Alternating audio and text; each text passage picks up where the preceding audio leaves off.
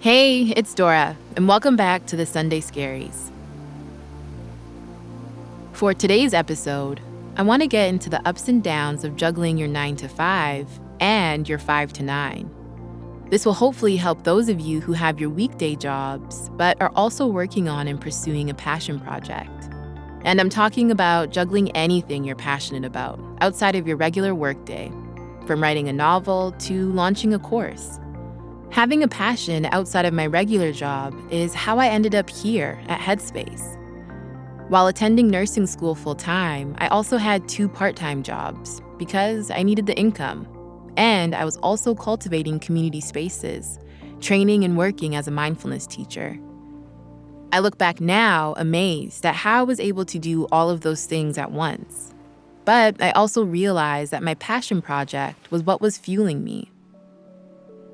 Saturday and Sunday were the days I lived for. I had structured my time so I only worked during the weekdays, and the weekends were when I could have uninterrupted time to create, network, and rest. My weekends were a reminder that I was creating space for something more in my life, and for a while, they even helped quell my Sunday scaries. Although the weekend felt short, and I only got to commit to my true passion during this small sliver of time, it gave me the courage to get through the rest of the week. I'd wake up Monday morning ready to take on the world. And during the week, when I was working all day and staying up late and studying for my nursing exams, I could turn to my passion as a source of comfort. I looked forward to my future weekend filled with connecting with my community, crafting new meditations, and attending events. This hope helped me overcome the drudgery of the week. Not just overcome, but conquer. Feeling that hunger and knowing I had something I loved during my free time was good for me. I had something to strive for. But after 3 years, when I had become a full-time nurse working 40 hours a week, my feelings about it all started to change. I had fixated so much on the weekends being my happy place that I started to completely dread going to my job during the week. The Sunday scaries would arrive in full force. Why couldn't I do what I wanted to do all the time? Why did I relegate such a big part of myself to such a small part of the week? When would my passion for mindfulness and community organizing finally take off? And why did I have to work a job I wasn't fully passionate about in the meantime? The best word to describe how I felt during this time was resentful. The reality of having a 9 to 5 that I needed to pay the bills but didn't like doing started overpowering everything. It even started draining the joy I felt in doing my group meditations and community events. Switching from doing something you love to doing something you dislike can be incredibly hard. But there are some things to keep in mind that can make the shift a little easier. The first, practice using mindfulness to be present wherever you are. I know that it's difficult not to think about the future, especially when you don't want to go back to your day job. But when you're doing the thing you love, you can ask yourself, what do I see in front of me? What am I hearing? What do I enjoy about this moment? And just observing what's happening can help you stay present and fully enjoy your time outside of work. Second, create an intention. What's your approach, your motivation, your why? I say this especially for those of us who need the money from our 9 to 5 job to survive. Dropping everything and running into the sunset with nothing but your artistic vision isn't really a feasible option. But having a clear intention about the benefits of your job can help you approach things differently. Like, how does your 9 to 5 help you make the most out of your 5 to 9? Does it allow you to have the finances to do what you love? Can your day job be a source of inspiration that you carry with you into your passion projects, especially if they're creative? And the ideas you get from work don't have to be hugely inspiring, just something nice to brighten your day. Maybe your passion is gardening, and a colleague recommends a new plant for you to grow. Maybe you'll write a short story about your job like I'm doing now.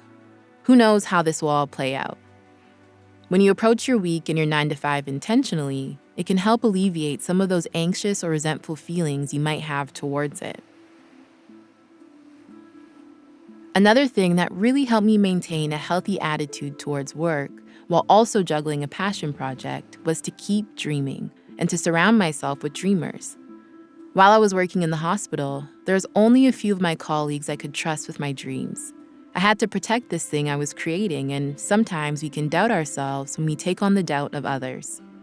Daring to dream requires courage, and the risk of marching to the beat of your own drum may be quite unsettling for folks. No judgment, of course. We're all here for a reason. But as my grandmother would say, there's no use explaining the life of a caterpillar to a worm. The last big thing that I learned during this period of my life was to be patient.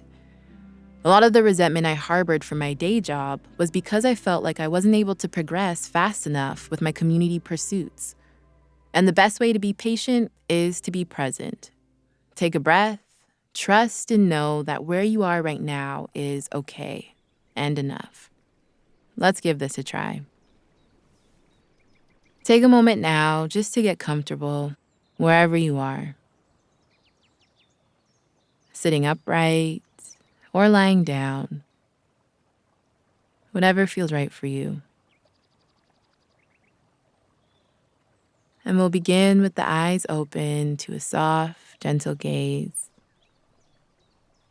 Just taking in your surroundings.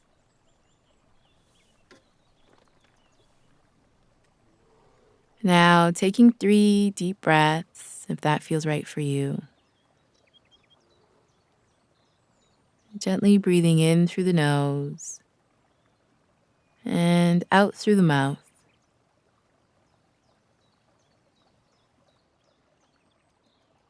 Softening and expanding with each exhale.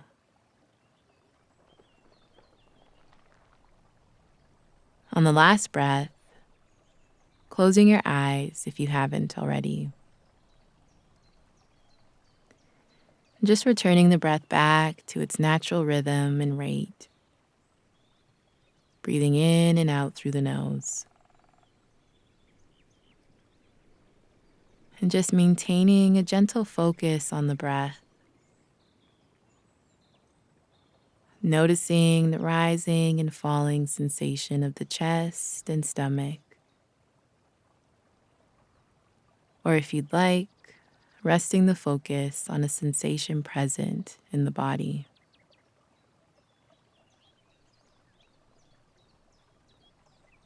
And just using sensation as a way to be here in the now. Not where we would like to be or where we're supposed to be, but just right here. Noticing any thoughts that arise, letting them go.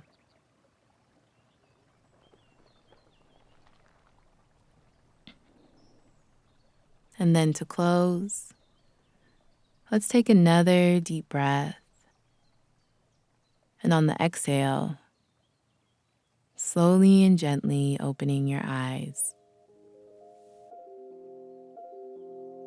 Now, if you spend your weekends or downtime working on something you love, it can be easy to forget to enjoy it.